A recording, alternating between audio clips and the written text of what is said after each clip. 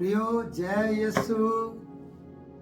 परमेश्वर धन्यवाद आज के इस सुबह के लिए, और आज की सुबह आप सबके लिए आशीष का कारण बने। और मैं सच में आपके लिए प्रार्थना कर रहा हूं, आप इस वीडियो को अंत तक देखिए और आज परमेश्वर का पवित्र आत्मा हमारी अगुवाई करे कि हम वचन को सीख पाएं। आइए मेरे साथ मिलकर परमेश्वर के वचन से पढ़ेंगे मरकुस की किताब और उसका 5 अध्याय और उसके 15 पद से। प्रियो, ये कहानी गनेसरत की गरसेनियों की झील के पास की है, जिस व्यक्ति के अंदर सेना समाई थी, और उसकी कहानी को हम लगातार देखते आ रहे हैं। पिछला भाग देखने के लिए इस वीडियो में मैंने उसका लिंक दिया है, आप उसको चेक करें और पिछले भाग को भी देखिएगा। आइए हम शुरू करते हैं। 15 पद है 5 का, और यहाँ पर लिखा है, यीशु के पास आकर वे उसको जिसमें दुष्टात्माएं थी, अर्थात जिसमें सेना समाई थी, कपड़े पहने और सचेत बैठे देखकर डर गए। जब हम ये वचन पढ़ते हैं कि यीशु के पास बैठे हुए व्यक्ति को जिसमें दुष्टात्मा थी, उन्होंने देखा उसमें सेना समाई थी, ये बात वो अच्छी तरह जानते थे। दूसरी बात उनके लिए ये थी कि वो व्यक्ति जिसमें दुष्टात्मा थी वो यीशु के पास बैठा था और सचेत बैठा था, और वो देखकर डरे हैं। पहली बात, उसने कपड़े पहने थे। प्रियो, कपड़े पहनना, जो उसने कभी कपड़े नहीं पहने थे, उसको बार बार कपड़े पहनाए जाते थे, लेकिन उसने कपड़े नहीं पहने थे। यीशु के पास आकर उन्होंने देखा है जिसमें दुष्टात्माएं अर्थात सेना समाई थी, कपड़े पहने। पहली बात है, कपड़े पहने और सचेत बैठा देखा है, और ऐसी हालत उन्हें कभी भी उसकी नहीं देखी थी जब से सेना उसके अंदर समाई थी। क्योंकि उन्हें सचेत करने के लिए, उन्हें बिठाने के लिए, उसे पकड़ने के लिए, उसे वश में लाने के लिए, उसे काबू करने के लिए उन्होंने हर हथकंडे को अपनाया था, हर वो कोशिश की थी जिससे कि ये व्यक्ति जिसमें सेना समाई थी, ये उनके काबू आ जाए, ये उनके वश में आ जाए, पर वो ऐसा नहीं कर सके थे। पर आज जिससे इनको डर लगता था, जिससे इनको खतरा था, जिससे ये जानते थे कि हमारी ऊपर ये पत्थर ना फेंक दे, क्योंकि अपने आप को घायल करता था, रस्सियों को तोड़ता था, बेड़ियों को तोड़ देता था, और लिखा है सांकलों को टुकड़े टुकड़े कर देता था, लोहे की सांकलों को। तो आज बिना एक रस्सी के, और वो भी ऐसी हालत में कपड़े पहने हुए और एक गुरु के पास बैठा हुआ और सचेत, बिल्कुल ऐसी हालत में कि बिल्कुल ओके है, चंगा है, और ऐसे बैठे देखा, ये कैसे हो गया? तो ये देखते ही वो लोग डरे हैं। उन लोगों ने देखा कि ये क्या हो गया, ऐसे कैसे हो सकता है, जिसको हमने पूरे गांव वालों ने, नगरवासियों ने ताकत लगाई और इसे काबू में करने की कोशिश की, और आज ये सचेत बैठा है और साथ में कपड़े भी पहने हैं और यीशु के पास बैठा है। प्रियो, यीशु के पास आकर, या यीशु आपके पास आए तो आपके नंगेपन को यीशु मसीह ढांप देगा, और आप सचेत होकर उसके साथ बैठेंगे और बातचीत करेंगे और उससे प्रार्थना करेंगे।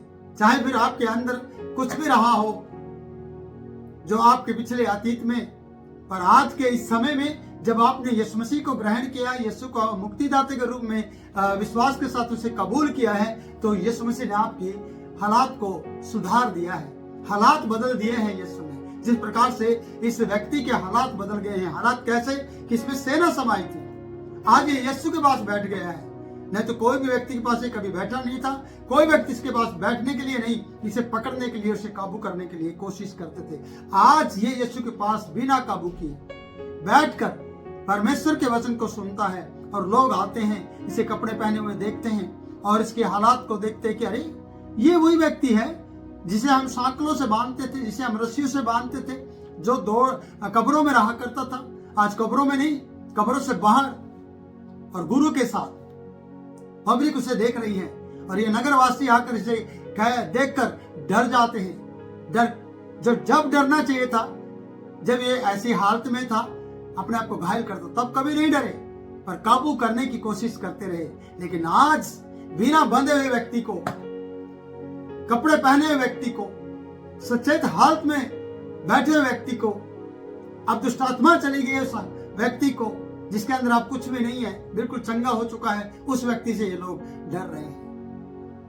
डर का एक कारण और भी था इनकी जिंदगी में, क्योंकि इनके सूअरों का झुंड का नाश हुआ था। 2000 सूअर मारे गए थे जिनमें दुष्ट आत्मा चली गई थी, और ये डरे हुए थे कि ये व्यक्ति को देखकर डरे। दूसरा यीशु मसीह से कि यीशु ऐसा भी करता है चमत्कार, पर चमत्कार तो ठीक था कि ये व्यक्ति चंगा हो गया, पर उनके सूअरों का जो घाटा हुआ, जो उनके सूअर चले गए, उसके कारण ये लोग डरे हुए थे।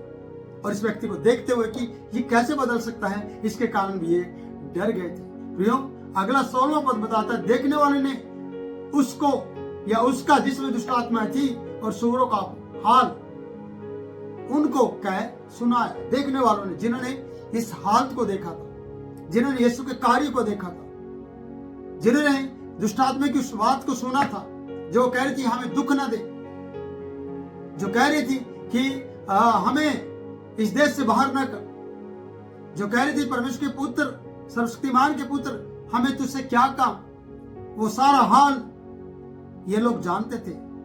और नगरवासियों को, उन लोगों को जो गांव से निकल कर आए थे, उनको देखने वालों ने सारा हाल सुना दिया। आज आप भी जब इस वीडियो को देखते हैं तो वचन को पढ़िएगा और अच्छे से उसको मनन कीजिएगा कि कैसे यीशु मसीह ने दुष्टात्मा को, जो सेना के रूप में थी, एक ही झिड़की से उसे निकाल दिया। नहीं तो सेना से कोई भी कब्जा छुड़ाना मुश्किल है, बल्कि सेना दूसरे पे कब्जा भी कर सकती है और कब्जा भी छुड़ा सकती है। सेना की पावर अलग होती है, पर यहाँ दुष्ट आत्मा की जो पावर है उससे भी ज्यादा है। पर यीशु की जो पावर है वो सुप्रीम पावर है, सुपर पावर है, वो सर्वशक्तिमान की पावर है, जिसने इस दुष्ट आत्मा के व्यक्ति को दुष्ट आत्मा से आजाद कर दिया। अगर आप चाहते कि परमेश्वर आपको भी आजाद करे, अगर आप चाहते कि जब आप दुष्ट आत्मा से पीड़ित व्यक्ति को चंगा होते देखते हैं तो दूसरों को जाकर कह सुनाओ, दूसरों को जाकर बताओ कि यीशु कैसे बड़े बड़े काम करता है। प्रियो, कहते कि कपड़े पहनना, जो कपड़े नहीं पहनता, जब यीशु जिंदगी में आता है तो अच्छे अच्छे कपड़े पहनते हैं, ब्रांड कपड़े पहनते हैं। क्यों बदलते हैं ये हालात? जब आपके शरीर पर फटे हुए कपड़े होते हैं ना, और जब दुष्टात्मा निकल जाती है तो आपके शरीर पर अच्छे नवेले कपड़े आते हैं। कौन करता है ये? परमेश्वर का अनुग्रह, क्योंकि आपको सूझबूझ आ जाती है, आपकी अकल, दिमाग, बुद्धि खुल जाती है, आपका हृदय तैयार हो जाता है, आपकी भूमि तैयार हो जाती है जिसमें अच्छा बीज बोया जाता है, वचन बोया जाता है और आप में बदलाव आ जाते हैं। तो मैं परमेश्वर का दास सबसे यही कहूंगा प्रियो कि लोगों को शायद सूअरों की चिंता होगी, लोगों को शायद अपने बिजनेस की चिंता होगी, पर एक परमेश्वर की सृष्टि के, परमेश्वर के हाथों के द्वारा बनाए गए इंसान की चिंता बहुत कम लोग हैं जो करते होंगे। इंसान को मरा हुआ छोड़कर चले जाएंगे लोग, इंसान को घायल छोड़कर चला जाएंगे इंसानों को, एक व्यक्ति को इंसान काबू करने की कोशिश करेंगे, और रास्ते में कोई जानवर दिखे तो उसे उठा लेंगे, उसकी मलहम पट्टी करेंगे, पर इंसान को छोड़ देते हैं। प्रियो, मैं कहना चाहता हूँ कि पर परमेश्वर के पुत्र यीशु मसीह को इंसान की चिंता है, मनुष्य की चिंता है, क्योंकि वो उसके हाथों की बनाई गई सृष्टि है, और आप और हम सब उसके हाथों के द्वारा बनाए गए हैं, हम आदम से आते हैं।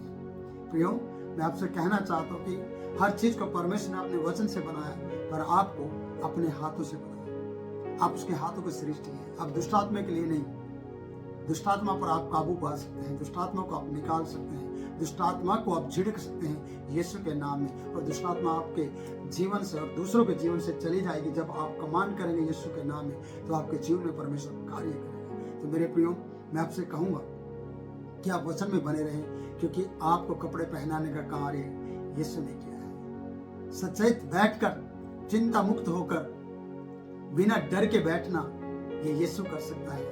जिस प्रकार से इस सेना, जिसके अंदर सेना समाई थी, इस व्यक्ति के जीवन में किया, जो इतना अपने आप को घायल करता था, आज ये घायल नहीं है, आज ये यीशु के लिए कायल है, आज ये यीशु के लिए खड़ा होने के लिए तैयार है।